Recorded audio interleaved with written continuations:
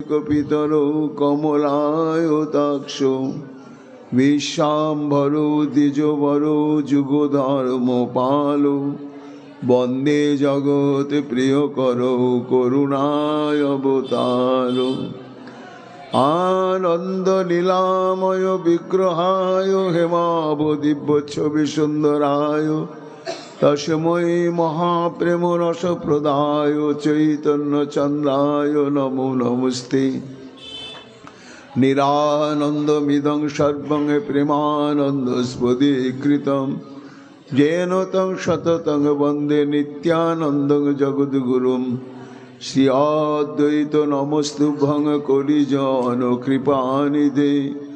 गौरप्रेमप्रदानाय श्रीसीतापतये नमो।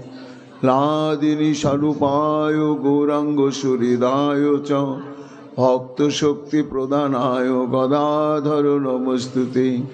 प्रणमामि श्रीवासं तमाद्यं पण्डितं मुदा श्रीगौराङ्गकृपापात्रं कीर्तनानन्दमानसं। गौरप्रेमप्रदायैव सर्वत्र समदर्शिने नारायण सुताय च श्रीमन्नरहरये नमो। वरापिडविरामं मृगमदतिलकं कुण्डलाक्रान्तगण्डं कन्याक्षं गम्बुकण्ठं स्मेतसुभगमुखं सादरेणस्तवेनं श्यामं शान्तं त्रिभङ्गं रविकरं वसनभूषितं वैजयन्त्या वन्दे वृन्दावनस्थयुवतिशतवृतं ब्रह्मगोपालवेशं। नमो नलिननेत्राय वेणुवाद्यविनोदिने राधाधर सुधापानं शालिने वनमालिने। हे कृष्ण करुणा सिन्धु दीनबन्धु जगत्पते गोपेश गोपिकान्त राधाकान्त नमोस्तुते। मुखं करोति वाचालं पङ्गुं लङ्घयते गिरिं यत्कृपातमहं वन्दे परमानन्दमाधवं। तप्तकाञ्चन गौराङ्गी राधे वृन्दावनेश्वरी विश्वभानुसुते देवी तं नमामि हरिप्रिये। महाभावस्वरूपातं कृष्णप्रिया भूरियसी प्रेम भक्ति प्रदे देवी राधिका तं नमाम्यहम्। वन्दे नन्दव्रज स्त्रीणां पादरेणुविघ्नस्यो यशां हरिकथोद्गीतं पुनाति भुवनत्रयम्। अचतुर्वदनो ब्रह्मादिबाहुरपरो हरि अभालोचन शम्भुर्भगवान् वदनायनि। यं प्रभयन्तमनुपेतमपेतकृतं द्वैपायन विरह कातरयजहामो पुत्रेति तन्मया तया तरवयोभिनेदुस्तं सर्वभूतहृदयमनिमानतोऽस्मि। तमादिदेवं करुणानिधानं तमालवर्णं श्वेतावतारम् अपार संसारसमुद्रसेतुं भजामहे श्रीभागवतस्वरूपम्। वंशाकल्पतरुभ्यश्च कृपासिन्धुभ्यैव च पतितानां पावनेभ्यो वैष्णवेभ्यो नमो नमो। जय रूप सनातन भट्ट रघुनाथ श्रीजीव गोपाल भट्टदास रघुनाथ। भक्ति भरे बंदी चाय गोसाईर चरण जहाँ हईते विघ्न नाशे अभीष्ट पूरण। जय गौर भक्तवृंद गौर जादेर प्राण सबे मिले देह मोरे निताय गौर भक्तिदान। निताय गौर हरि बोल निताय गौर हरि बोल निताय गौर हरि बोल। जय जय निताय गौर हरि हरि बोल।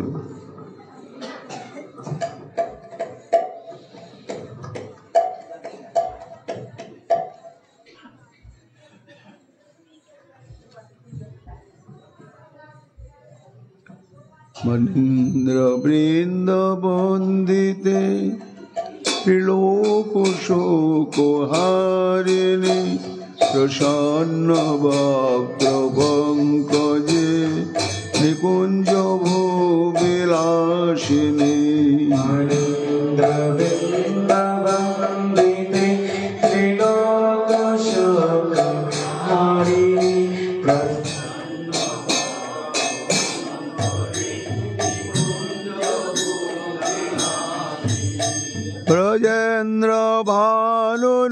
নন্দিনী ব্রজেন্দ্র শোনো সঙ্গতে কদা করি শশী হোমা কৃপা কটাক্ষ ভাজনম কদা করি শশী হোমা কৃপা কটাক্ষ ভাজনম অশোক বৃক্ষ বল্লরি বিতান মণ্ডপস্থিতে প্রবাল বাল পল্লব প্রভারুণাঙ্ঘ্রি কোমলে অশোক বৃক্ষ বল্লরি বিতান মণ্ডপস্থিতে প্রবাল বাল পল্লব প্রভারুণাঙ্ঘ্রি কোমলে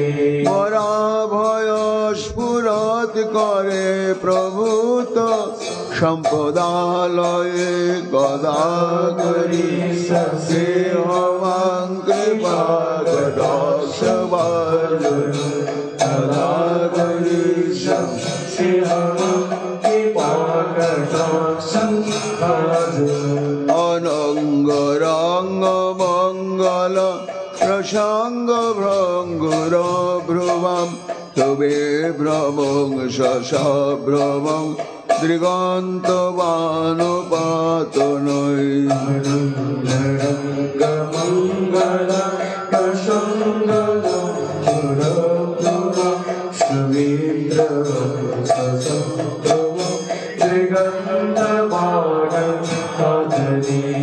নিরন্তরং বশীকৃত প্রতীত নন্দনন্দনে কদা করি শশী হোমাং কৃপা কটাক্ষ ভাজনম কদা করি শশী হোমাং কৃপা কটাক্ষ ভাজনম তরিত সুবর্ণ চম্পক প্রদীপিত গৌর বিগ্রহে মুখ প্রভা পরাস্ত কোটি শারদেন্দু মণ্ডলে সুবর্ণ চম্পক পবিত্র গৌর বিগ্রহে মুখ প্রভা পরাস্ত কোটি শারদেন্দু মণ্ডলে চিত্র চিত্র সঞ্চর চকর সবলোচনে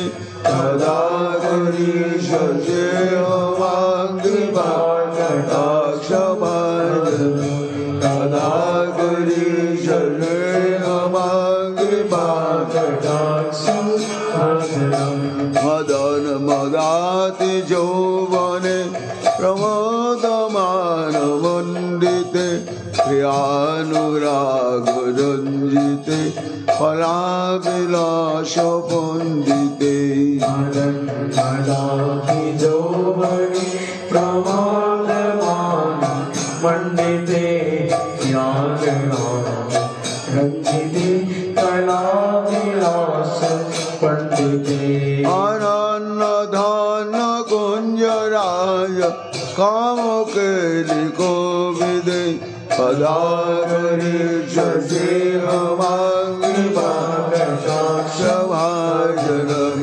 কদা করি শশী হোমাং কৃপা কটাক্ষ ভাজনম অশেষ হাব ভাব ধীর হিরহর ভূষিতে প্রভূত সাত কুম্ভ কুম্ভ কুম্ভে কুম্ভ সুস্তনি অশেষ ভাব ভাব ধীর হিরহর ভূষিতে প্রভূত সাত কুম্ভ কুম্ভ কুম্ভে কুম্ভ সুস্তনি প্রশস্ত মন্দ হাস্য চূর্ণ পূর্ণ শোক সাগরে সদা করে শশী হোমাং কৃপা কটাক্ষ ভাজনম কদা করে শশী হোমাং কৃপা কটাক্ষ ভাজনম মৃণাল বাল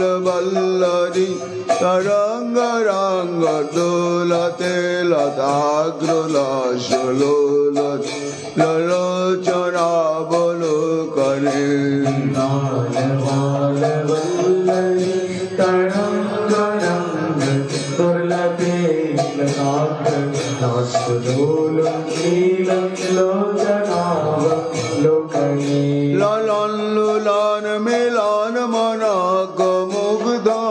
মোহনাশ্রয়ে গদাধরীশ দেহমাঙ্গিবাকটাক্ষ ভাজরম গদাধরীশ দেহমাঙ্গিবাকটাক্ষ সুবর্ণমালিকাঞ্চিতে শিরেখকম্বু কণ্ঠকে সূত্রমণ্ডলে গুণ রত্ন দীপ্তি দীধিতে সুবর্ণমালিকাঞ্চিতে শিরেখকণ্ঠকে সূত্রমণ্ডলে গুণ রত্ন দীপ্তি দীধিতে সলল নীল কুন্তলে প্রসন্ন গোচ গুম্পিতে গদাধরীশ দেহমাঙ্গিবাকটাক্ষ ভাজরম গদাধরীশ দেহমাঙ্গিবাকটাক্ষ নিতম্ব বিম্ব লম্বমান পুষ্প মেখলা গুণে প্রশস্ত রত্ন কিঙ্কিণী কলাপমোদ মঞ্জুলে রাধে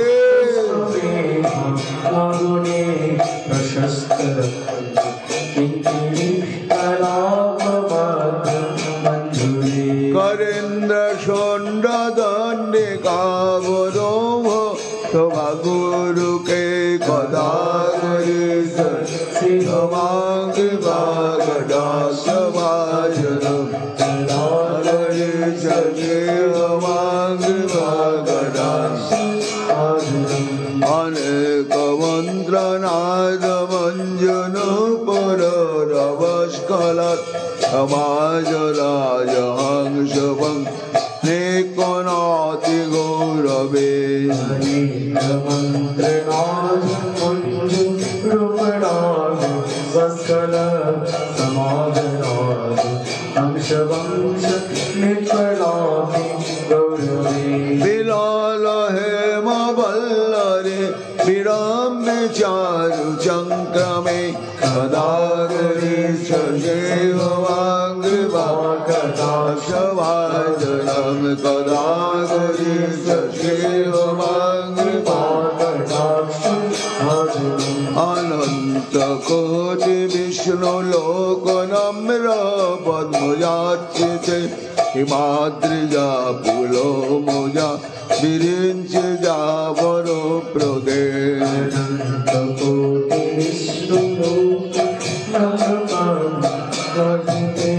হিমাদ্রিজা পুল মোজা বিরিঞ্চে যাবর প্রদে অপার সিদ্ধি বৃদ্ধি দিগ্দশাত পদাঙ্গুলি নকে গদাধরীশ দেহমাঙ্গিবাকটাক্ষ ভাজরম গদাধরীশ দেহমাঙ্গিবাকটাক্ষ মহেশ্বরী কেশ্বরী সুরেশ্বরী স্বদেশ্বরী ত্রিবেদ ভারতীশ্বরী প্রমাণ শাসনেশ্বরী মহেশ্বরী সুরেশ্বরী স্বদেশ্বরী ত্রিবেদ ভারতীশ্বরী প্রমাণ শাসনেশ্বরী রামেশ্বরী শ্যামেশ্বরী প্রমোদ কাননেশ্বরী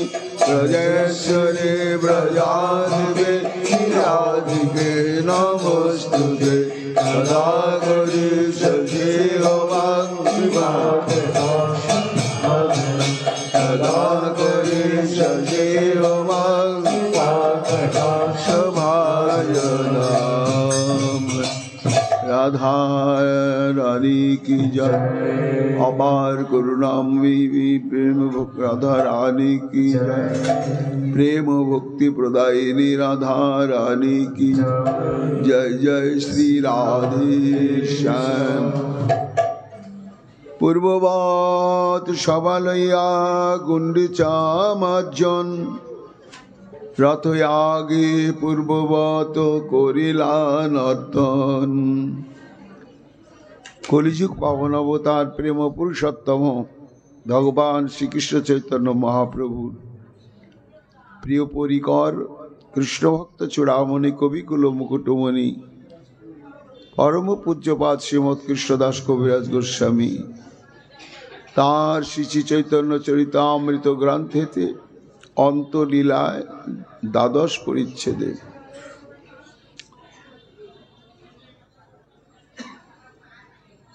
মহাপ্রভুর এক অভিনব লীলা বর্ণনা প্রসঙ্গে বললেন, পূর্ববৎ সভা লইয়া গুন্ডিচা মার্জন রথ আগে পূর্ববৎ করিল নর্তন। অর্থাৎ আমরা গতকাল শ্রবণ করেছি যে প্রতি বৎসরের ন্যায় গৌড় বঙ্গবাসী অর্থাৎ তদানীন্তন কালের যে বৃহৎ বঙ্গদেশ,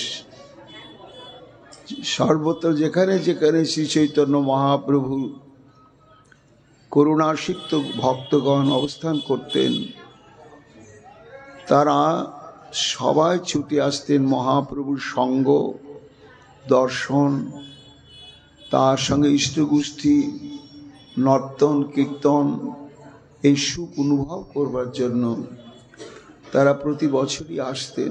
4 মাস থাকতেন, রথের আগে আসতেন এবং উত্থান একাদশীর পরে আপন আপন দেশে তারা ফিরতেন। এবারও তাই শ্রীক্ষেত্রে সবাই এসেছেন এবং সেই একই ছকে একই রুটির মাফি তিথি ভেদে শ্রীক্ষেত্রে যে সমস্ত লীলা সুসম্পন্ন হয়, সব স্নানযাত্রার পরে অনবসর জগন্নাথ দর্শন হয় না। প্রবাদ আছে জগন্নাথের জ্বর হয়ে যায়। তারপরে প্রতিপদের দিনে হয় নবযৌবন দর্শন এবং সেই দিনেই হয় গুন্ডিচা মার্জন। যে 1 বৎসর যে গুন্ডিচা মন্দির বা সুন্দরাচল, যেটাকে বৃন্দাবন বলা হয়, দ্বারকা থেকে ভগবান শ্রীকৃষ্ণ এই 6-7 দিনের জন্য বৃন্দাবনের স্মৃতি উপভোগ করবার জন্য, বৃন্দাবনের লীলা এবং ব্রজবাসীদের সঙ্গ প্রাপ্ত হওয়ার জন্যই তিনি রথে চেপে নীলাচল থেকে সুন্দরাচলে গমন করেন। তারপরে রথযাত্রা হয়। রথযাত্রার পরে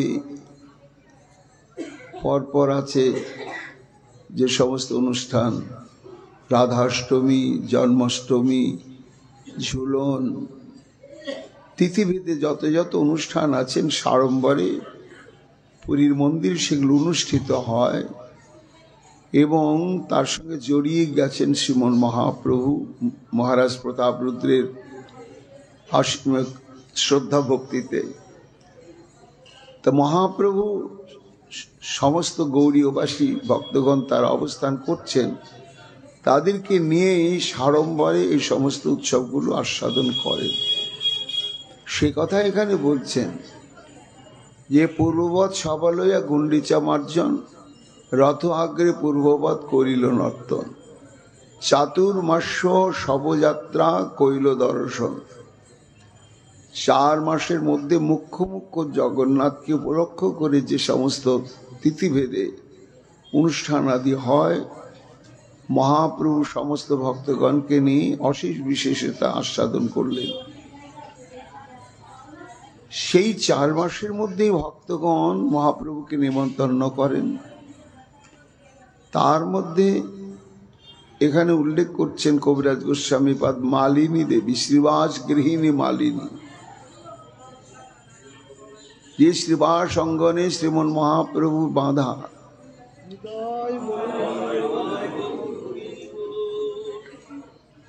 সেই মালিনী প্রভৃতি প্রভুকে কইল নিমন্ত্রণ। মালিনী দেবী মাঝে মাঝে মহাপ্রভুকে নিমন্ত্রণ করেন ওই 4 মাসের মধ্যে। কেন নিমন্ত্রণ করার উদ্দেশ্যটা কি? না, প্রভুর প্রিয় নানা দ্রব্য আনিয়াছি দেশ হইতে, সেই ব্যঞ্জন করি ভিক্ষা দেন ঘর ভাতে। কেন? শিবাসঙ্গনে তো মহাপ্রভু থাকতেন, এই জন্য মহাপ্রভুর কোনটি প্রিয় আস্বাদ্য বস্তু, কোনটি প্রিয় নয়, এটি একেবারে নিখুঁতভাবেই জানতেন মালিনী দেবী। তাই মহাপ্রভু যে সমস্ত ব্যঞ্জনাদি পেতে খুব ভালোবাসতেন, এই সুদূর নবদ্বীপ থেকে মাথায় করে 15-20 দিন, 1 মাস ধরে হেঁটে হেঁটে হেঁটে হেঁটে নীলাচলে নিয়ে গেছেন। আর সেই সমস্ত দ্রব্যাদি দ্বারা ব্যঞ্জনাদি প্রস্তুত করে মহাপ্রভুকে নিমন্ত্রণ করে পাওয়াচ্ছেন। দিনে নানা ক্রীড়া করে লইয়া ভক্তগণ, রাত্রে কৃষ্ণ বিচ্ছেদে প্রভু করেন ক্রন্দন। এইভাবে মহাপ্রভুর দিন যাচ্ছে। দিনটা সকাল থেকে সন্ধ্যা পর্যন্ত গৌর মণ্ডল থেকে যারা গিয়েছেন শ্রীক্ষেত্রে, অনর্কল মহাপ্রভুর সঙ্গে আছেন, তো তাদের সঙ্গে ভাগবত আস্বাদন, নাম সংকীর্তন, ইষ্টকুষ্ঠী আনন্দে মহাপ্রভুর বাহ্যাবেশটা থাকে। অন্তরে যে প্রচণ্ড বিরহ, সেটা প্রশমিত হয়ে থাকে। সন্ধ্যার পরে সবাই আপন আপন বাসা ঘরে চলে যান। নিঝুম নির্জনতায় ভরে ওঠে গম্ভীরা গৃহ। মহাপ্রভুর চিত্তবৃত্তি তখন হয়ে যায় অন্তর্মুখী। আর সেই অন্তর্মুখী দশাটাই হচ্ছে ঠিক উদ্ধবকে দর্শন করে শ্রীমতী রাধারানী যেমন একটা ভ্রমরকে উপলক্ষ করে যে মনের খেদ, যে মনের প্রলাপ একে একে অভিব্যক্ত করছেন, সইতে পারছেন না, ঠিক রাত্রিকাল এলে মহাপ্রভু সেই অবস্থা।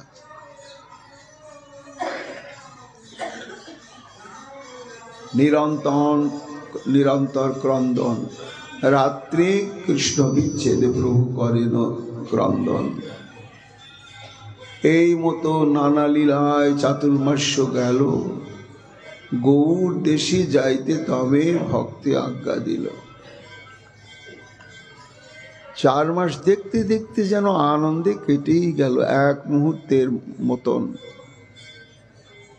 এবার বিদায়ের মুহূর্তে ভক্তগণ তো যেতে চাইছেন না, কিন্তু ভারসাম্য তো রাখতে হবে সংসারে।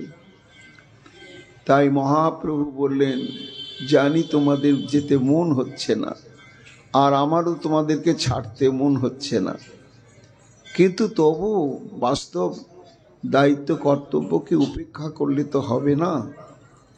এই জন্য আমাকেও কষ্ট করে ছেড়ে দিতে হবে, আর তোমাদেরকেও কষ্ট করে যেতেই হবে। তাই গৌর দেশে যাইতে তবে ভক্তি আজ্ঞা দিলে। সব ভক্তগণ করে প্রভুর নিমন্ত্রণ, সর্বভক্তে কহে প্রভু মধুর বচন। মহাপ্রভু যতই আস্তে আস্তে অপ্রকট লীলার দিকে এগিয়ে চলছেন, ততই যেন এইসব ভক্তের প্রতি প্রেম, প্রীতি, ভালোবাসা চরম গাঢ় থেকে গাঢ়তম হচ্ছে। গত বছর তারা বিদায়ের মুহূর্তে মহাপ্রভুর যে রূপ দেখেছিলেন, এই বছর যেন আরো অদ্ভুত রূপ, আরো যেন তিনি প্রত্যেকটি ভক্তের আত্মার সঙ্গে যেন মেখে গেছে, এই মতো অবস্থা। তাই সর্বভক্তে কহে প্রভু মধুর বচন। কি বলছেন? প্রতি বৎসর সবে আইসো আমারে দেখিতে, আসিতে যাইতে দুঃখ পাও ভালো মতে। প্রতি বছর তোমরা আসবে আমাকে দেখার জন্য, আমি তৃষিত চাতকের মতন অপেক্ষা করে থাকি। এই উত্থান একাদশীর পর থেকে কবে আবার সে অক্ষয় তৃতীয়া রথযাত্রা আরম্ভ হবে, দিন গুনতে থাকি ভক্তগণ। কেন না তোমাদের সঙ্গ সুখ পাওয়ার জন্য, তোমাদের দর্শন উৎকণ্ঠা নিবারণের জন্য। তাই জানি তোমাদের আসতে খুব কষ্ট হয়, কিন্তু তোমার সবার দুঃখ জানি নারী নিশি দিতে, তোমার সবার সঙ্গ সুখ লোভ বাড়ে চিতে। মহাপ্রভু বলছেন যে আমি সব বুঝতে পারি, কোথায় নবদ্বীপ আর কোথায় শ্রীক্ষেত্র। এত কিছু বোচকা বাসকি মাথায় করে প্রবাস করতে করতে করতে করতে হেঁটে হেঁটে হেঁটে হেঁটে আসতে হয়।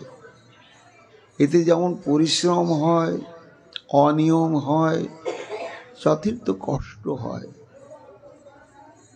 এই কষ্টের কথা দেখলে, কষ্টের কথা ভাবলে তখন মন হয় তোমরা আর এসো না, এই কথাটা বলি, কিন্তু পারি না ভক্তগণ। কেন না তৃষিত চাতকের মতন অপেক্ষা করে থাকি তোমাদের সঙ্গ পাবার জন্য। তাই যখন তোমরা আসো, যে পরিমাণ আনন্দ সুখ, এই সুখ বা আনন্দ থেকে নিজেকে বঞ্চিত করতে কষ্ট হয়। এই জন্য জানি তোমাদের বহু কষ্ট হয়, তবুও লোভ বাড়ে চিতে। নিত্যানন্দে আজ্ঞা দিল গৌরে রহিতে, আজ্ঞা লঙ্ঘি আইসেন কি পারি বলিতে। মহাপ্রভু নিত্যানন্দের দৃষ্টান্ত তুলে বলছেন, এই দেখো শ্রীপাদ নিত্যানন্দ, কত দায়িত্ব। যে উদ্দেশ্যে আমি কলিযুগেতে অবতীর্ণ হলাম, ব্রহ্মস্তম্ভ কীটানুকীট কাউকে বঞ্চিত রাখবো না, রাধা প্রেম অকাতরে বিতরণ করব। যা কোনো যুগে পায়নি এবং কোনো যুগে পাবে না, আমি সেই রাধা প্রেম বিতরণ করব। কিন্তু হায়, সন্ন্যাস গ্রহণ করে ফেললাম, আর তো আমি আপামর জনসাধারণের কাছে গিয়ে তাদের মতো হয়ে আর আমি প্রেম বিতরণ করতে পারবো না। তাই আমারই অভিন্ন স্বরূপ নিত্যানন্দ, তার উপরেই দিলাম ভার। সেও যদি 4 মাস 5 মাস আমার কাছেই থেকে যায়, তাহলে প্রেম বঞ্চিত জীবগণের গতি কি হবে? কিছু বলবারও নাই। আসছে, আচার্য গোসাই আইসেন মোরে কৃপা করি, আমার অদ্বৈত আচার্য। অর্থাৎ মহাপ্রভুর চাইতে 52 বৎসরের বড় হচ্ছেন অদ্বৈতাচার্য। তাহলে মহাপ্রভু যদি 24 বছর সন্ন্যাস নেন, তারপরে আরো 12 বছর কাটিয়েছেন, তাহলে 36 বছর, আর তার সঙ্গে যদি 52 বছর যুক্ত হয়, তখন প্রায় 100 কাছাকাছি গেছে। এই বয়সেও অদ্বৈতাচার্য একেবারে যুবকের ন্যায় সবাইকে তাড়িয়ে নিয়ে হরিনাম সংকীর্তন করতে করতে প্রতি বছরই আসে। সে কথাই বলছেন, এই আসার সূত্রটা কি? আচার্য গোসাই আইসেন মোরে কৃপা করি, আমার প্রতি তার অজস্র কৃপা, আর সেই কৃপার টানেই আমার কাছে আসেন। প্রেম ঋণে বদ্ধ আমি শোধিতে না পারি। অদ্বৈতাচার্যের কাছে আমি প্রেম ঋণে ঋণী, এই ঋণ আমি কোনোদিনই শোধ করতেই পারবো না। তো এমনি তো তিনি ভক্তের কাছে চিরকালই ঋণী। ন পারিহং নিরবধ্য সংযোজং সাধু কীর্ত বিবুধা হিসাবিব ইয়া মাভজন দুর্যোগে শৃঙ্খলা। তাতে আবার অদ্বৈতাচার্য, যার জন্য আমরা মহাপ্রভুকে পেলাম। জয় জয় অদ্ভুত সপু অদ্বৈত সুরধ্বনি সন্নিধানে, কাঁদে ফুলি ফুলি ডাকে বাহু তুলি, বসন তিতিল ঘামে। কেঁদে কেঁদে আনলেন, তবে তো আমরা গৌর পেলাম। কেমন ভাবে আসেন? মহাপ্রভু বলছেন, মোর লাগে প্রকৃতি পুত্র গৃহাদি ছাড়িয়া নানা দুর্গম পথ লঙ্ঘি আইসেন ধাইয়া। অদ্বৈতাচার্যের দুই ধর্মপত্নী, সীতাদেবী এবং স্ত্রী, পুত্র অনেক, কিন্তু শ্রীক্ষেত্রে যখন অদ্বৈতাচার্য আসেন কাউকে সঙ্গে আনেন না, একাই আসেন ভক্তগণের সঙ্গে। কিন্তু পারিবারিক যাদের সম্পর্ক, পরিবারের কাউকেই তিনি আনেন না। আমি এই নীলাচলে রহিয়ে বসিয়া, পরিশ্রম নাই তোমার সবার লাগিয়া, তোমরা আমার কাছে আসো পরিশ্রম করে, কষ্ট করে, কিন্তু আমার তো পরিশ্রম নাই, আমি এইখানেই বসে আছি বহাল তবিয়তে, পরিশ্রম হচ্ছে তোমাদের। এই যে আমার জন্য তোমরা এমন করছো, এর বিনিময়ে আমার কিছু দিতে ইচ্ছা করে ভক্তগণ, কিন্তু দেব কি? আমার তো কোনো বিত্ত বৈভব সম্পত্তি, রাজকোষাগার এরকম কিছু নেই। আমি হলাম একেবারে হতদরিদ্র সন্ন্যাসী।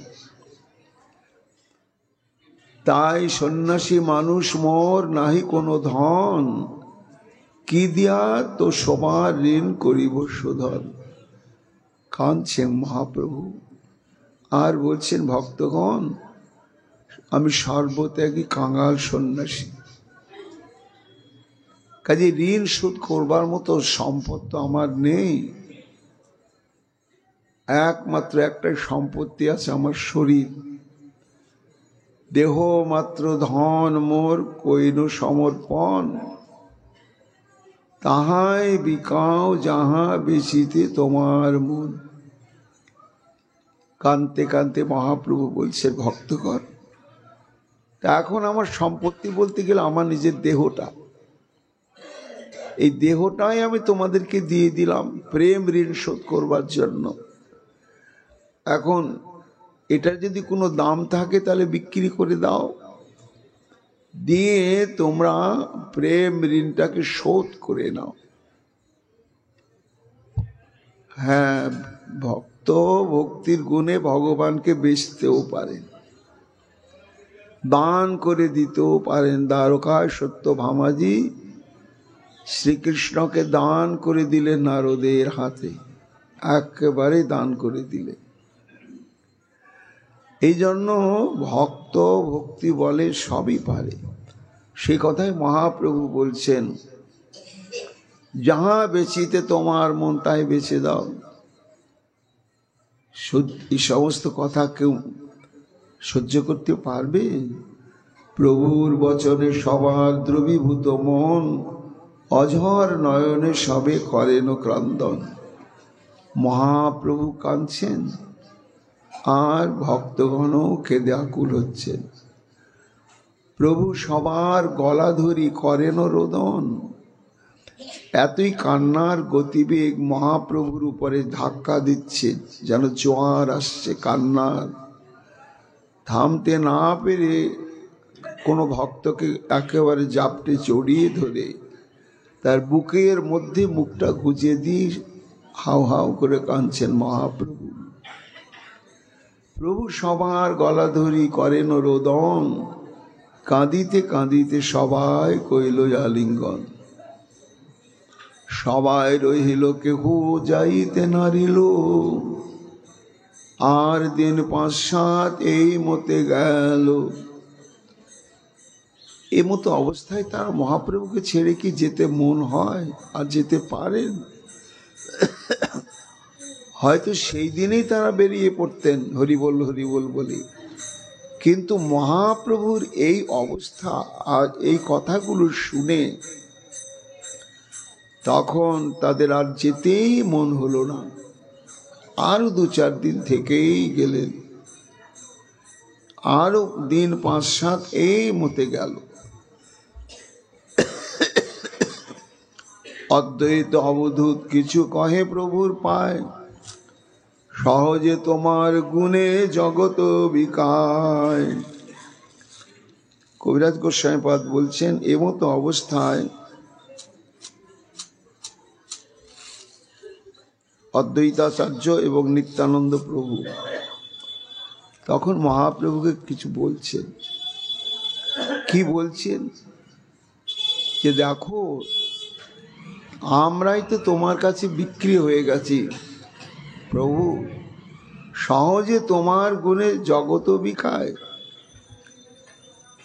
তেমনি আমরা বিক্রি হয়ে গেছি। তাতে তুমি যদি কান্তি কান্তি এই সব কথাগুলো বলো যে আমার শরীরটাই তো দিয়ে দিলাম তোমাদেরকে, তোমরা বিক্রি করে দাও, তাহলে আর কি করে তোমাকে ছেড়ে আমরা যেতে পারবো বলো? আর তাতে বান্ধ হয়েছে কৃপা বাক্য ডোরে, তোমা ছাড়ি কেবা কোথা যাইবারে পারে। তবে মহাপ্রভু সবা করে প্রবোধিয়া, সবারে বিদায় দিল সুস্থির হইয়া। যতই কষ্ট হোক আর মর্মদাহী হোক, তবু তো বাস্তব সত্যকে মেনে নিতেই হবে। এই জন্য মহাপ্রভু পাষাণে বুক বেঁধে কাঁদতে কাঁদতে সবাইকে বিদায় দিলেন। আর তারাও একেবারে কান্নায় ভেঙে পড়ে, না গিয়ে তো উপায় নেই, যেতে তো হবে, সংসার আছে, তারাও কাঁদতে কাঁদতে বিদায় নিলেন। নিত্যানন্দী কহে, তুমি না আইসো বারবার, তথায় আমার সঙ্গ হইবে তোমার। আর নিতাই চাঁদকে বললেন, তুমি দুবার এলে, আমি আসতে নিষেধ করার সত্ত্বেও দুবার তুমি এলে, আর আসবে না শ্রীপাদ। কেন? আমার সঙ্গ পাওয়ার জন্য তো তুমি আসছো, এই জন্য তুমি আমার সঙ্গ ওইখানেই পাবে। তুমি গৌর মণ্ডলী আমার সঙ্গ পাবে, সেটা তুমি অনুভব করবে, অন্য কেউ অনুভব করবে না। এই জন্য মহাপ্রভু 4 জায়গায় চিরকালের জন্য বাঁধা, শ্রীবাসীর অঙ্গনে, সচিমায়ের রন্ধনে, নিত্যানন্দের নর্তনে, আর রাঘবের ভবনে। এই 4 জায়গাতে মহাপ্রভু নিত্য অবস্থান। তথায় আমার সঙ্গ হইবে তোমার। চলিলা সব ভক্তগণ রোদন করিয়া, মহাপ্রভু রহিলা ঘরে বিষণ্ণ হইয়া। এবার যেহেতু মহাপ্রভুর বাহ্যাবেশ ছিল এই 4-5 মাস ধরে, এইবার ভক্তগণ তো চলে গেলেন, আর তো সঙ্গ পাবার মতো কেউ নেই, যা ক্ষেত্রবাসী যে সমস্ত পরিকরগণ তারাই। তাই মহাপ্রভু রহিলা ঘরে বিষণ্ণ হইয়া। নিজ কৃপা গুণে প্রভু বাঁধিল সবারে, মহাপ্রভুর কৃপা ঋণ কে শোধিতে পারে। কবিরাজ গোস্বামী পাদ বলছেন, এটা তো ঠিক যে মহাপ্রভু সবার কাছে ঋণী যতই হোক, মহাপ্রভুর ঋণ কলিযুগের জীব, কলিযুগের ভক্ত কোনোদিনই শোধ করতেই পারবে না, একেবারেই পারবে না। স্বতন্ত্র ঈশ্বর প্রভু মহাপ্রভুর কৃপা ঋণ কে শোধিতে পারে? এই যে অনর্পিত প্রেম, বিনা ভজনে প্রেম প্রদান করলেন, দৃষ্ট স্পৃষ্ট সংস্মৃত কীর্তিত বা দুরস্থরূপী আনত আদৃত বা। অর্থাৎ প্রবোধানন্দ সরস্বতী পাদ বলছেন যে সর্বতিশয় করুণা মূরতি হয়ে এবার এসেছেন। এত করুণা স্বয়ং ভগবান শ্রীকৃষ্ণের মধ্যে প্রকাশ পায়নি। দৃষ্ট কোথাও হয়েছে এরকম?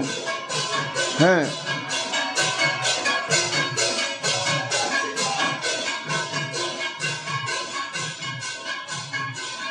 দর্শনের দ্বারা বৈকুণ্ঠ প্রাপ্তি হয়েছে হয়তো, কিন্তু প্রেম কেউ পায়নি।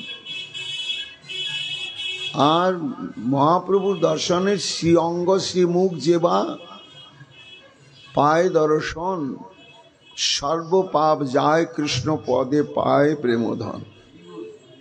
তার দীক্ষার দরকার হলো না, ভজন অনুশীলনের দরকার হলো না, দৃষ্ট শুধু চোখে দর্শন হলো, মহাপ্রভুকে দেখলেন, দেখার সঙ্গে সঙ্গে পঞ্চম পুরুষার্থ প্রেম প্রাপ্ত হয়ে গেলেন। এই জন্য এমন অবতার হয়, আর কি হবে, তার ঋণ কি? স্পৃষ্ট স্পর্শের দ্বারা।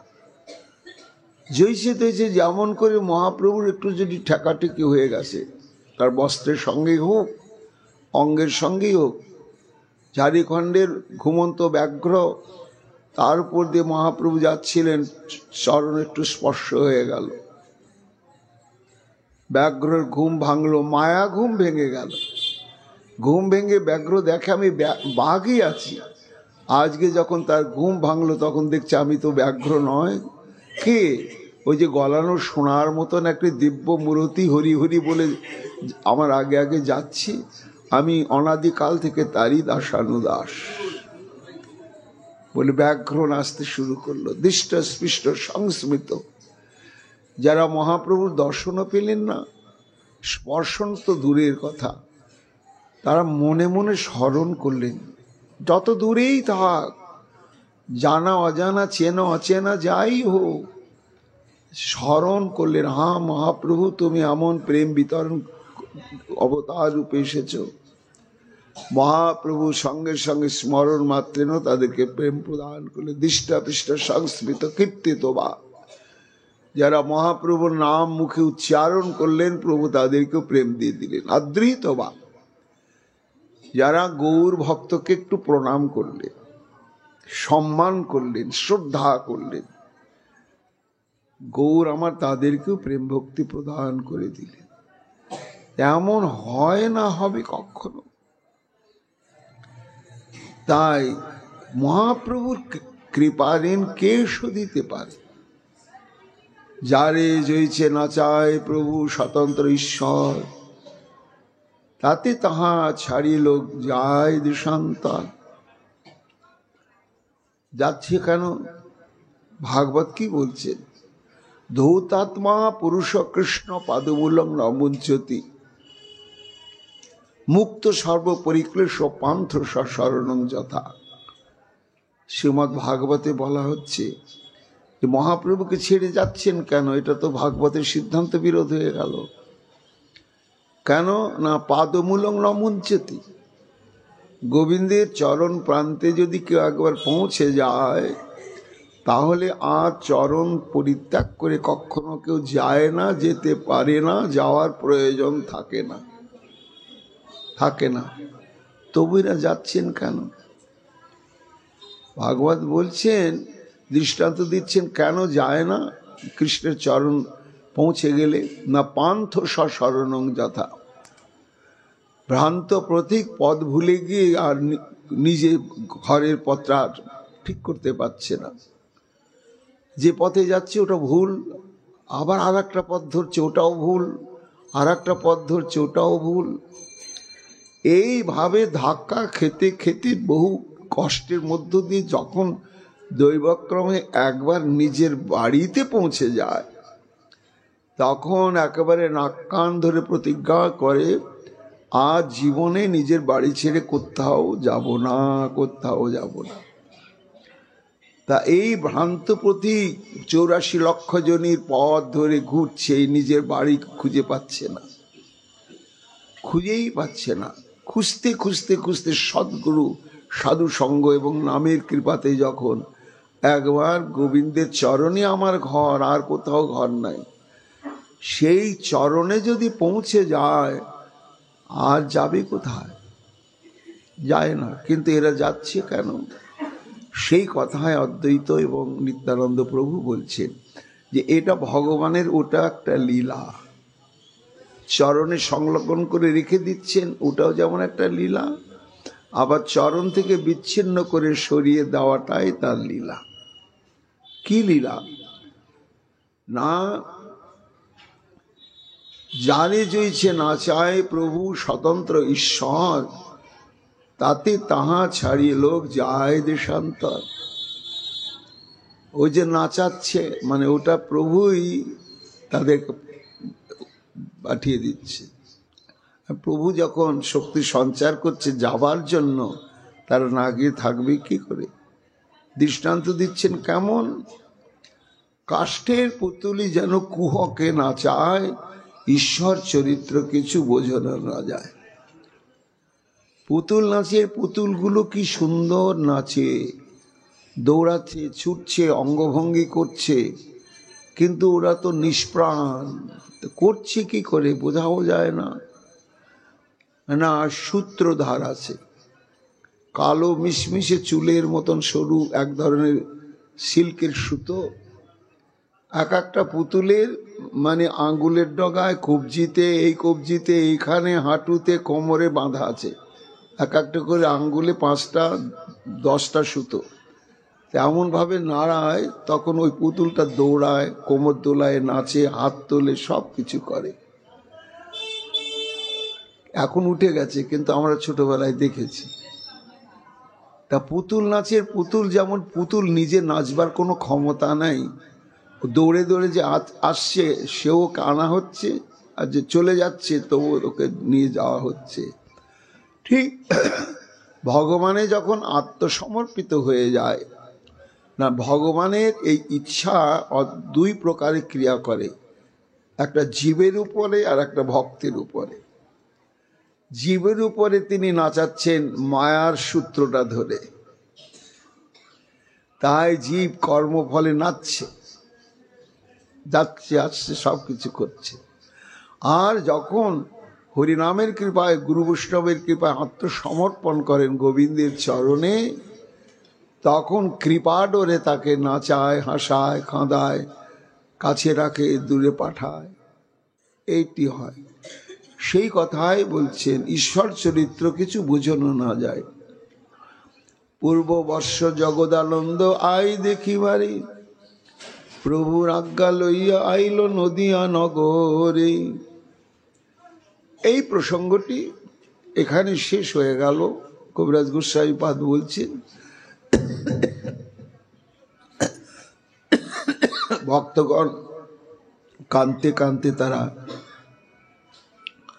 আপন আপন গন্তব্যস্থলের উদ্দেশ্যে বিদায় নিয়ে চলে গেলেন।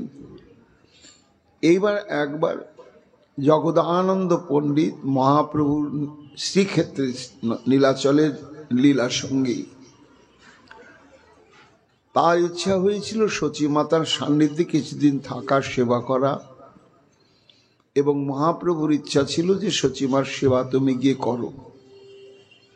তাই মহাপ্রসাদ, প্রসাদী বস্ত্র, অনেক কিছু দিয়ে, এবং মহাপ্রভু যে মাঝে মাঝে সচীমায়ের রন্ধন গ্রহণ করেন, এই সমস্ত কথাগুলো জানিয়ে দিয়েছিলেন মাকে বলবে।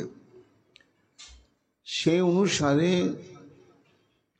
পূর্ববৎস জগদানন্দ আয় দেখিবারে, প্রভুর আজ্ঞা লইয়া আইলান নদিয়া নগরে। আয় চরণে যাই করিলা বন্দন, জগন্নাথের প্রসাদ বস্ত্র কইল নিবেদন। আয় মানে সচীমাতা। প্রভুর নাম করি মাতাকে দণ্ডবত কইল। আগে নিজে প্রণাম করলে জগদানন্দ, তারপরে আবার প্রণাম করে বলছেন, মা এটা তোমার ছেলের প্রণাম, তোমার ছেলের প্রতিনিধি হয় আমি প্রণামটা তোমাকে নিবেদন করলাম। তাই প্রভুর নাম করি মাতাকে দণ্ডবত কইলাম, প্রভুর বিনীত স্তুতি মাতারে কহিলাম। তারপর মায়ের প্রতি মহাপ্রভু যে সমস্ত বক্তব্য সবগুলো বললেন, যে এই সব কথাগুলো মাকে বলবে। জগদানন্দে পাইয়া মাতায় আনন্দিত মনে, তেহ প্রভুর কথা কহে শোনে রাত্রি দিনে। জগদানন্দকে পেয়ে সচীমায়ের আনন্দ আর ধরে না। কেন না, একটু শ্রীক্ষেত্রের সংবাদ বিস্তৃতভাবে শুনবো। এরা 2 মাস 3 মাসের জন্য যায়, কতটুকুনি সঙ্গ পায়, যেটুকুনি পায় আমার কাছে এসে বলে সব ভক্তগণ। কিন্তু সেখানে যারা স্থায়ীভাবে আমার নিমায়ের সঙ্গে থাকে তারা বলতে পারবে যে সারা বছর আমার নিমায়ের দিনগুলো কিভাবে কাটে। এবং ভুলে কখনো কি এই অভাগিনী সচী মায়ের কথা মনে করে? এই একটা কৌতূহল। আর সচিমা জানতেন যে শ্রীক্ষেত্রের মহাপ্রভুর লীলার সঙ্গী হচ্ছে জগদানন্দ। কাজে জগদানন্দ মহাপ্রভু সম্পর্কে অনেক কিছু অবশ্যই জানবে। তাই জিজ্ঞাসা করে। তার উত্তরে জগদানন্দ কহে, মাতা কোনো কোনো দিনে তোমার হেতায় আসি প্রভু করেন ভোজনে।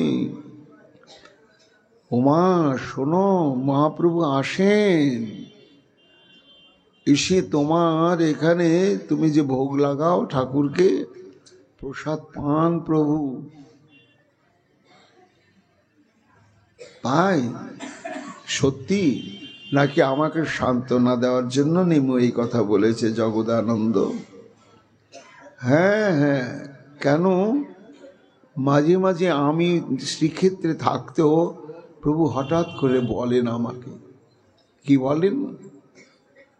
ভোজন করিয়া কহে আনন্দিত হইয়া মাতাজি খাওয়াইলেকে আকণ্ঠ পড়িয়া।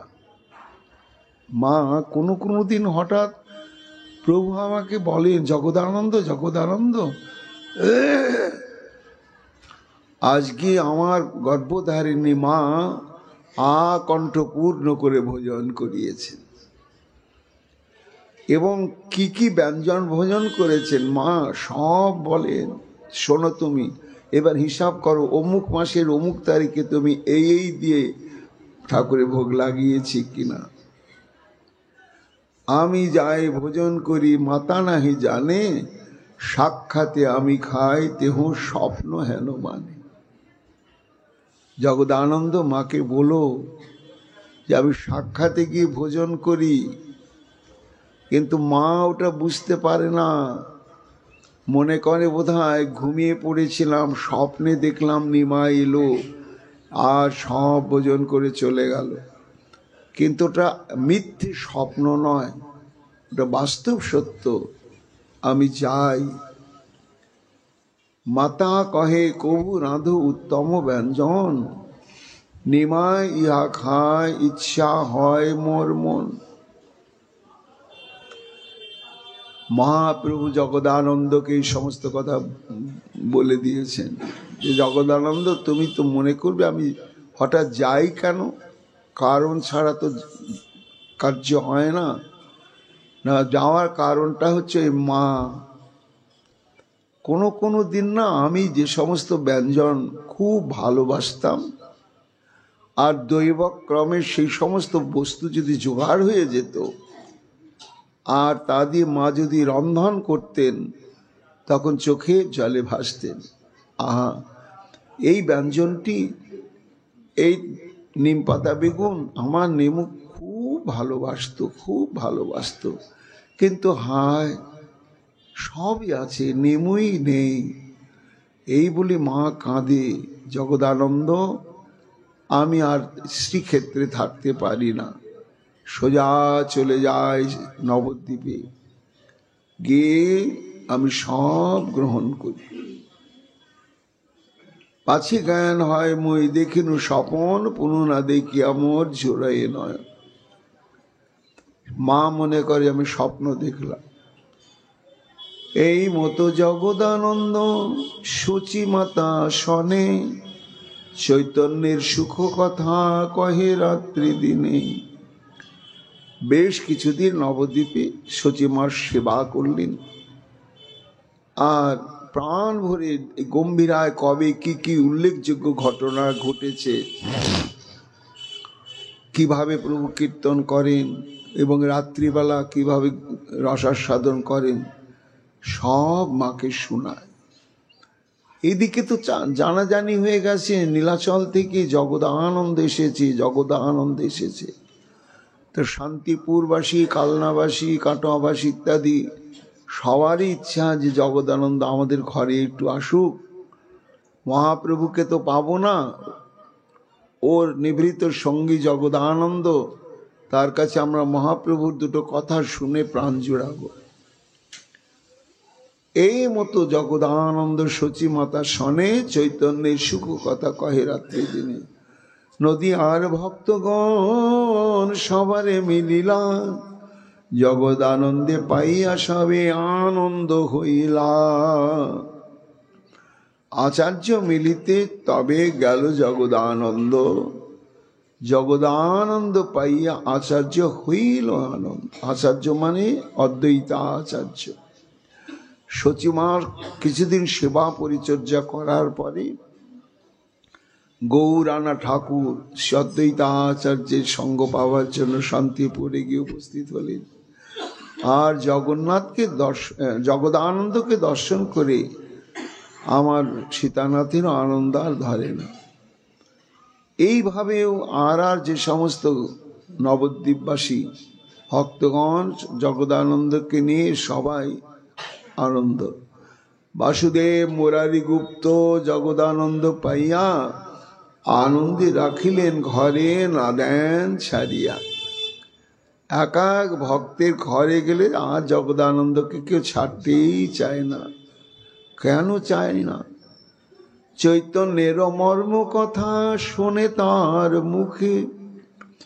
মর্ম কথা মানে হৃদয়ের কথা, অর্থাৎ দিনে যে হরিনাম সংকীর্তন হয় ঠিকই আছে, আর রাত্রে সারা রাত্রি স্বরূপ দামোদর রায় রামানন্দের মুখে সেই যে গভীর রহস্যময় রসকথা, চণ্ডীদাস বিদ্যাপতি রায়ের নাটক গীতি আর গীত গোবিন্দ, কর্ণামৃত গীত গোবিন্দ, এইসব রসগ্রন্থ কিভাবে আস্বাদন করেন, কেমন কাঁদেন, কেমন বিহ্বল হয়ে পড়েন, এর দ্রষ্টাই হচ্ছে জগদানন্দ। এই সব কথা সবারই বার শ্রবণের ইচ্ছা, একবার শুনে যেন স্বাদ মিটে না। তাই জগদানন্দকে সবাই আমন্ত্রণ করে করে মহাপ্রভুর গম্ভীরার কথাই শোনেন। জগদানন্দ মিলিতে যায় যেই ভক্ত ঘরে, সেই ভক্ত সুখে আপনা বাসরে। চৈতন্যের প্রেমপাত্র জগদানন্দ ধন্য, যারে মিলে সেই মানে পাইল চৈতন্য।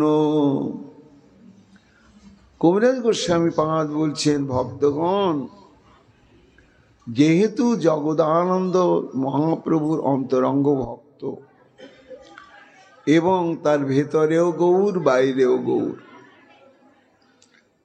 এই জন্য সেই যার ভেতরবাহী গৌরাঙ্গময় এমন মহাপ্রভুর অন্তরঙ্গ পরিকর জগদানন্দকে পেলে ভক্তগণ যেন মনে করতেন আমরা সাক্ষাৎ মহাপ্রভুকেই পেলাম। যারে মিলে সেই মানে পাইনু চৈতন্য। শিবানন্দ সেন গৃহে যাইয়া রহিলা, চন্দনাদি তৈল তাহা একমাত্রা কইলা। শিবানন্দের ঘরে গিয়ে জগদানন্দ 2-4 দিন বেশি থাকলেন। আজ হয়তো জগদানন্দ কবিরাজি তত্ত্ব জানতেন, কিংবা সে অঞ্চলে কোনো অভিজ্ঞ কবিরাজ ছিল। তা মহাপ্রভুর জন্য চন্দনাদ্য মানে একটা তেলের নাম, এটি হচ্ছে কবিরাজি তেল। বিশেষত উন্মাদ রোগীদের এই তেলটা ব্যবহার করানো হয়, পাক করা হয়, তেলটাকে জাল করা হয়। কি থাকে এর মধ্যে? অনেক কিছু থাকে, এর সব পরিচয় আমিও জানি না।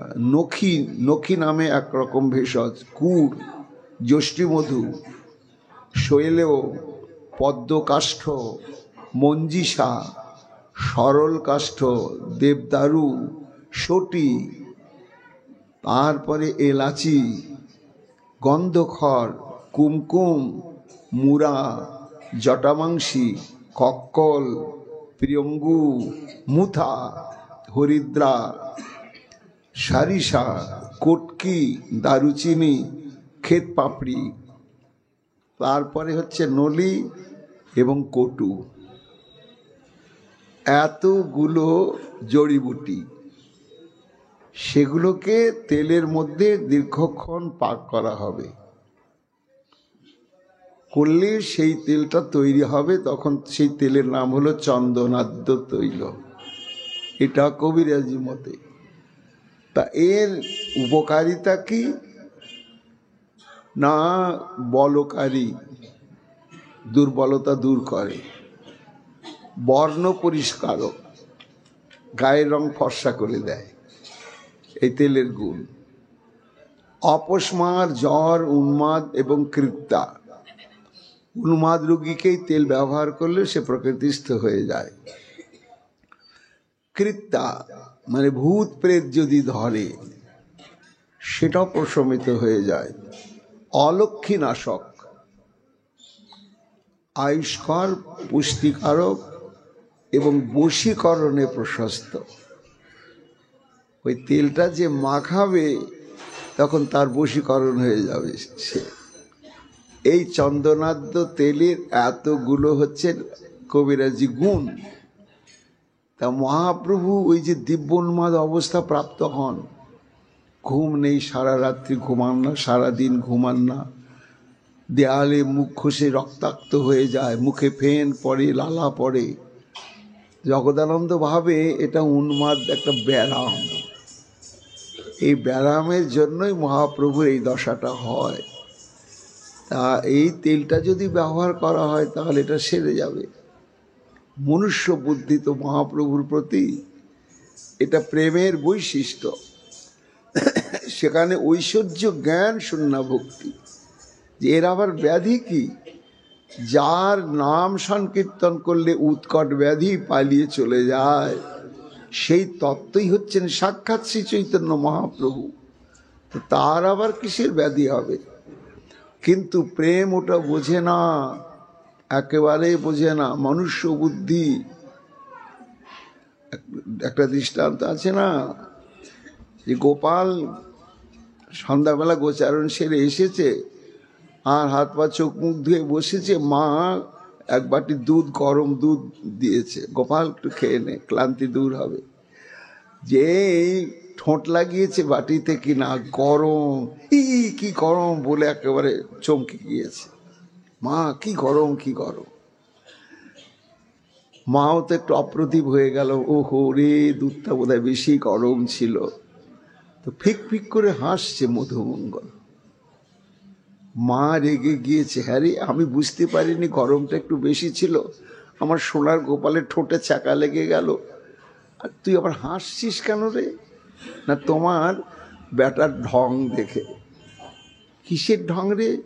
জানো, আজকে দুপুরবেলা আগুন লেগেছিল আর সব আগুনগুলো খেয়ে নিয়েছে। এতগুলো আগুন খেলো, ঠোঁট পড়লো না, আহা করলো না। আর একটু গরম দুধের বাটি মুখে দিলি কেমন করছে, কত ঢং জানে তোমার। হয়ে গেল, আগুন খেয়েছে। তা আগুন তো এমনি এমনি খাওয়া যায় না, জ্বালানি সহই খেতে হবে। আগুন কোনো কিছুতে জ্বলছিল, তাহলে গোপাল ওটাও খেয়েছে। সঙ্গে সঙ্গেই মহারাজের তলব, মহারাজ মহারাজ, আমার গোপালের উদরাময় হয়ে যাবে। ওই আগুনের সঙ্গে কয়লা খেয়েছে, কাঠ খেয়েছে, নিশ্চয় খেয়েছে, তাড়াতাড়ি চিকিৎসার ব্যবস্থা করতে হবে। মনুষ্য বুদ্ধি, যেটি ভগবান সবই করতে পারেন, একেবারে না। জগদানন্দের সেই বুদ্ধি।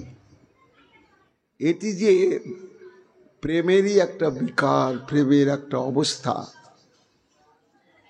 উচ্চকোটি সাধকের এটা হয়ে থাকে, জগদানন্দের সেই নয়। এত কিছু জড়িবুটি দিয়ে সেই তেলটা তৈরি করা হলো।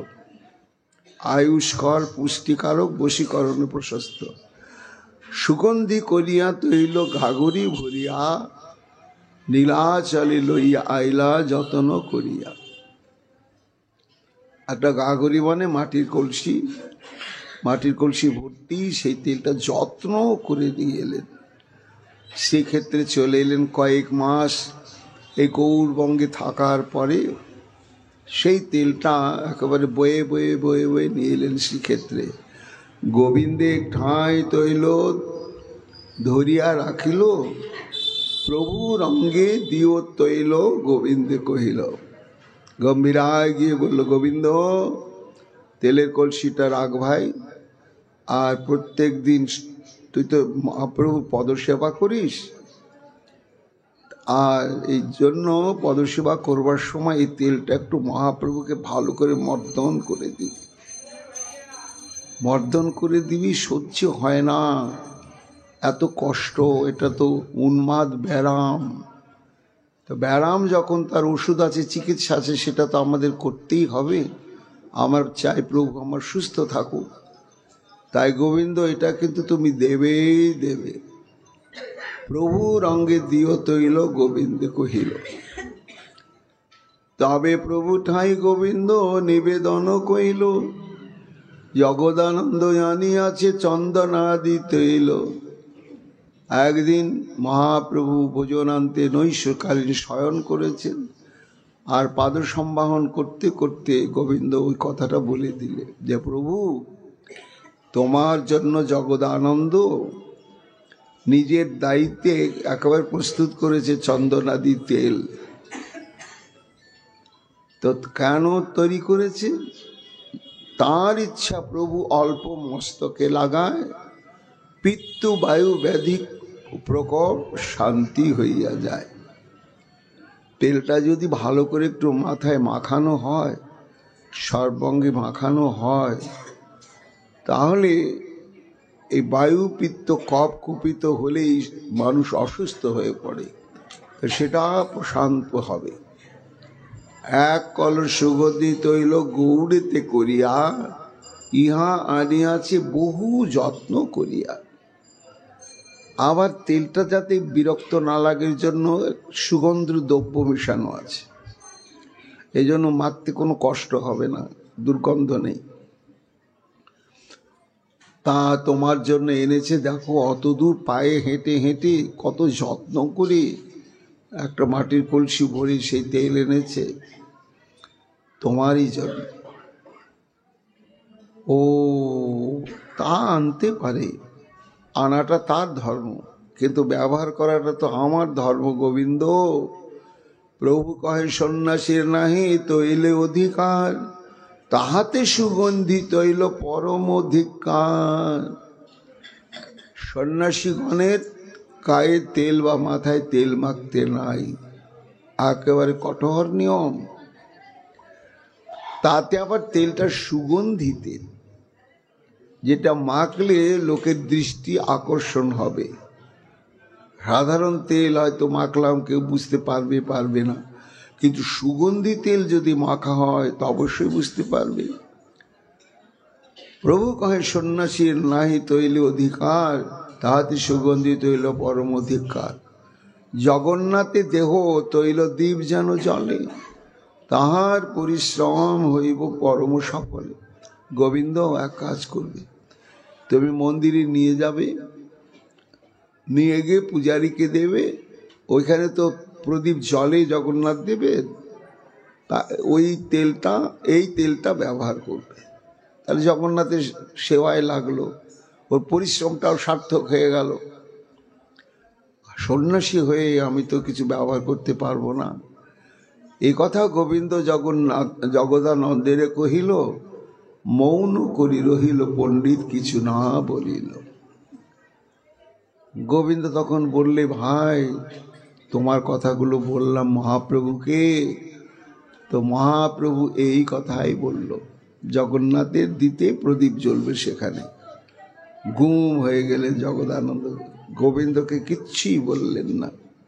দিন 10 গেল, গোবিন্দ জানাইল আর বার, পণ্ডিতের ইচ্ছা তৈল প্রভু করেন। 10-12 দিন পরে আবার বললে, গোবিন্দ তেলটা মাখিয়েছ? মাখিয়েছ? না, মাখাবে, কিন্তু আমি বলছি তোমাকে। এইবার মহাপ্রভুকে বলছেন, প্রভু আমি তো বিপদে পড়ে গেলাম। জগদানন্দ বারবার আমাকে বলছেন তেল মাখাতে। শুনি প্রভু কহে কিছু সক্রোধ বচনে, মর্দনিয়া এক রাখো করিতে মর্দনে। তাহলে তেল এনেছে কেন? হ্যাঁ, ফিজিওথেরাপি করে এরকম একজনকে নিয়ে আসুক, সে একেবারে তেল মর্দন করে দেবে আমার। এই সুখ লাগিয়ে আমি করিয়াছি সন্ন্যাস, আমার সর্বনাশ তোমার সবার পরিহাস। পথে যাইতে তৈলগন্ধ মোর যে পাইবে, দাড়ি সন্ন্যাসী করি আমারে কহিবে। দাড়ি মানে গেরস্থ সন্ন্যাসী, শাস্ত্রিক সন্ন্যাসী হয় এরকম আছে।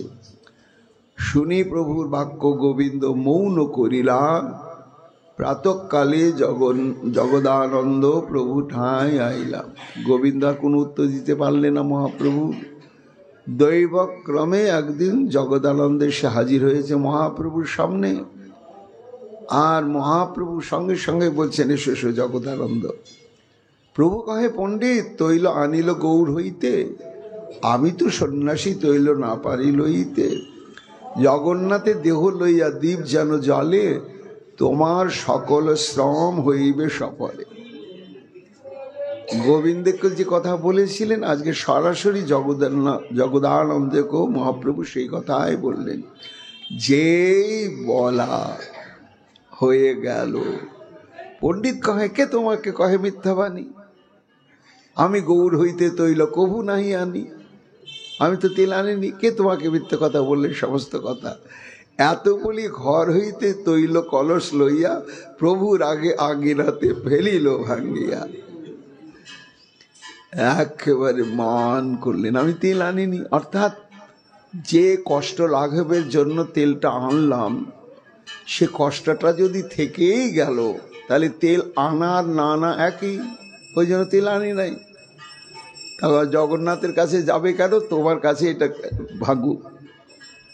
একেবারে দিল আছাড়, তেলময় হয়ে গেল, আর কোনো কথা নয়। রেগে মেগে এত বলি ঘর হইতে তৈল কলস লইয়া, প্রভুর আগে আঙ্গিনাতে ফেলিল ভাঙ্গিয়া। তৈল ভাঙ্গি সেই পথে নিজ ঘরে গিয়া, সুতিয়া রহিল ঘরে কপাট মারিয়া। আর কোনো কথা নয়, একেবারে নিজের বাসা ঘরে গিয়ে দরজায় খিল দিয়ে পড়েই থাকলেন চুপচাপ। 3 দিন 3 রাত অনাহার।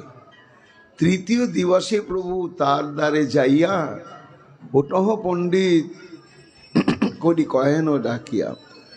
মহাপ্রভু দেখছেন সর্বনাশ, 3 দিন অনাহার, ওঠেনি, ওইভাবেই আছে, আর উপায় নাই। মান ভাঙাবার জন্য মহাপ্রভু নিজেই গেলেন। নিজে গিয়ে বলছেন, জগদানন্দ, ও জগদানন্দ, ওটহ পণ্ডিত করি কহেন ডাকিয়া। আজি ভিক্ষা দেবে মোরে করিয়া রন্ধনে, মধ্যাহ্নে আসিব এবে যাই দর্শনে। আজকে তোমার এখানে দুপুরবেলা আমার নেমন্তন্ন, আমি প্রসাদ পেতে আসব। এখন আমি যাচ্ছি মন্দিরে জগন্নাথ দর্শনে, ঠিক দুপুরবেলা আমি ঠিক আসব। ভোজনের কথা শুনলে যে যতই মান করুক, ওই মানটা আর থাকবে না। এত বলি প্রভু গেলা পণ্ডিত উঠিলা, স্নান করি নানা ব্যঞ্জন রন্ধন করিলা। মধ্যাহ্ন করিয়া প্রভু আইলা ভোজনে, পাদ প্রক্ষালন করি দিলেন আসনে। ঠিক রান্না বান্না করলেন, ভোগ লাগালেন। সঘৃত সাল্লান্ন কলাপাতে স্তূপ কইল, কলার ডোঙ্গা ভরি ব্যঞ্জন চৌদিকে ভরিল। অন্ন ব্যঞ্জন পরি দিল তুলসী মঞ্জরি, জগন্নাথের প্রসাদ পিঠা পানা আনি আগে ধরি। নিজে তো বহু বহু রন্ধন করলেনই, আবার ভালো মন্দ নানা প্রকার জগন্নাথের প্রসাদও নিয়ে এলেন। প্রভু কহে, দ্বিতীয় পাতে 12 অন্ন ব্যঞ্জন, তোমায় আমায় আজি একত্র করিব ভোজন। মহাপ্রভু বলছেন, আরে আজ দুজনে একসঙ্গে প্রসাদ পাবো। জগদানন্দ, আমার বড্ড ইচ্ছা তোমার সঙ্গে বসে প্রসাদ পাবো। এই জন্য তুমি একটা পাশে একটা পাতা নিয়ে অন্ন ব্যঞ্জন প্রসাদ নাও। হস্ত তোমায় আমায় আজি একত্র করিব ভজন, হস্ত তুলিয়া রহিলা প্রভু না করে ভোজন। তুমি না বসলে আমি আজ প্রসাদ পাবো না। তবে পণ্ডিত কহে কিছু সব প্রেম বচন, বলে প্রভু শোনো, আপনি প্রসাদ লয়েন পাছে মুই লইমু, তোমার আগ্রহ আমি কেমনে খণ্ডিব। মান তো ভেঙেই গেল। তা প্রভু আমি কথা দিচ্ছি তুমি প্রসাদ পাও, তারপরে তোমার অধরামৃত নিয়ে আমি ঠিক প্রসাদ পাবো। তবে মহাপ্রভু সুখে ভোজনে বসিলা, ব্যঞ্জনের সাধু পাইয়া কহিতে লাগিলা। জগদানন্দ, ক্রোধাবেশে পাকের ওইছে এত স্বাদ, রেগে মেগে রান্না করলে এত যদি স্বাদ হয়, আর তুমি যদি ভালোভাবে রান্না করতে তাহলে কি হতো কি জানি। হ্যাঁ, ক্রোধাবেশে পাকে রয়েছে এত স্বাদ, এই তো জানিয়ে তোমার কৃষ্ণেরও প্রসাদ। আপনি খাইব কৃষ্ণ তাহারও লাগিয়া, তোমার হস্তে পাক করায় উত্তম করিয়া। মহাপ্রভু বলছেন আজকে তোমার হাতে প্রসাদ গোবিন্দ ব্যঞ্জন পাবেন তো, তাই গোবিন্দই যেন তোমার ভেতরে বসে রান্নাটা সেরেছেন। ওই যে অমৃত অন্ন কৃষ্ণে কর সমর্পণ, তোমার ভাগ্যের সীমাকে করে বর্ণন। পণ্ডিত কহে যেই খাইবে সেই পাককর্তা, আমি সব কেবলমাত্র সামগ্রী আত্মা। বলে প্রভু ঠিকই বলেছ, যে ভোজন করবে সেই পাক করেছে, আমরা জোগাড় টোগাড় শুধু করে দিয়েছি। কোনো পণ্ডিত নানা ব্যঞ্জন পরিবেশে ভয়ে কিছু না বলেন, প্রভু খায়েন হরিষে। আগ্রহ করিয়া পণ্ডিত করাইল ভোজন, আর দিন হইতে ভোজন হইল 10 গুণ। 10 গুণ যে পরিমাণ প্রত্যেক দিন মহাপ্রসাদ পান মহাপ্রভু, তার 10 গুণ বেশি প্রসাদ আজকে পেয়ে নিলেন। ভয়ে ভয়ে আর কি। আবার যদি মান করে, বারবার প্রভুর হয় উঠিবারে মন, পুনঃ সেই কালে পণ্ডিত পরিবেশে ব্যঞ্জন। কিছু বলিতে নারেন প্রভু, খায়েন সব ত্রাসে, না খাইলে জগদানন্দ করিবি উপবাসে। তবে প্রভু কহে করিয়া সম্মান, 10 গুণ খাওয়াইলে এবে করো সমাধান। তবে মহাপ্রভু উঠি কইল আচমন, পণ্ডিত আলি দিল মুখবাস মাল্য চন্দন। চন্দন আদি লইয়া প্রভু বসিলা সেই স্থানে, আমার আগে আজ তুমি করহ ভোজনে। পণ্ডিত কহে প্রভু যাই করুন বিশ্রাম, মুই এবে লইব প্রসাদ করি সমাধান। আমি কথা দিলাম প্রসাদ পাবো, কেন আমার কিছু কাজ আছে। রসির কার্য করিয়াছে রামায় রঘুনাথ, ইহা সবার দিতে চাই কিছু ব্যঞ্জন ভাত। প্রভু কহে তাহলে গোবিন্দ তুমি ইহাই রহিবে। আমি তো বসে তার জগদানন্দের ভোজনটা দেখতে চেয়েছিলাম, তা যখন হচ্ছে না, আমার প্রতিনিধি হয় তুমি বসে থাকবে। পণ্ডিত ভোজন কইলে আমারে কহিবে। এত কই মহাপ্রভু করিলা গমন, গোবিন্দের পণ্ডিত কিছু কহেন বচন। তুমি শীঘ্র যাই করো পাদ সম্বাহন, কহিও পণ্ডিত এবে বসিলা ভোজন। তোমারে প্রভুর শেষ রাখিব ধরিয়া, প্রভু নিদ্রা গেলে তুমি খাইও আসিয়া। রামায় নন্দায়ার গোবিন্দ রঘুনাথ সবারে মাটিয়া, পণ্ডিত দিল ব্যঞ্জন ভাত। আপনি প্রভুর প্রসাদ করিল ভোজন, তবে গোবিন্দের প্রভু পাঠাইল পুনঃ। জগদানন্দ প্রসাদ পায় কি না পায়, শীঘ্র সমাচার তুমি কহিবে আমায়। গোবিন্দ আসি দেখি কহিলা পণ্ডিতের ভোজন, তবে মহাপ্রভু স্বাস্থ্যে করিলা শয়ন। জগদানন্দে প্রভুর প্রেমা চলে এই মতে, সত্য ভামা কৃষ্ণে যেন শুনি ভাগবতে। জগদানন্দের সৌভাগ্যের কে করিবে সীমা, জগদানন্দের সৌভাগ্যের তেহই উপমা। জগদানন্দের প্রেম বিবর্ত শোনে যেই জন, প্রেমের স্বরূপ জানে পায় প্রেমধন নিতাই গৌর হরি বল। জগদানন্দের প্রেম ও বিবর্ত, বিবর্ত শব্দের তিনটি। বিবর্ত মানে হচ্ছে ভ্রান্তি, বিবর্ত মানে হচ্ছে পরিপক্ক দশা, আর বিবর্ত মানে হচ্ছে বিপরীত। এখানে প্রেম বিবর্ত মানে জগদানন্দের প্রেমের পরিপক্ক দশা।